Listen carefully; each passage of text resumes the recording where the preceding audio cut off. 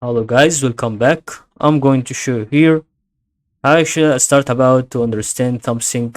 We can see that is ready to be in front of a situation that is really being defined by this kind of changing the cover of the Figma. So first of all, what you're gonna do is about to go file browser, and then as you can see, click on hover over your project, and maybe the over project it doesn't appear, so we have to see the project we have it, which is really the current project over this place. Locate your color variable that you would like to move. Okay, sorry. We can click on three dots and set as cover. Okay, so what kind of cover is this? We can click here on this icon and the actions and type cover. Set cover, maybe assets, components, maybe that doesn't matter.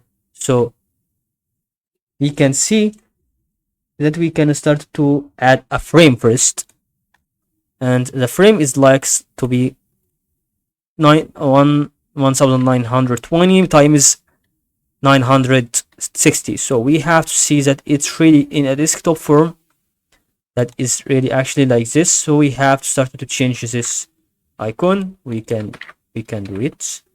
Okay, it's like this now, and once you zoom out, it's really to be okay. You pull it and it will be like this, and as you can see, we can start to right click the frame and already set as thumbnail.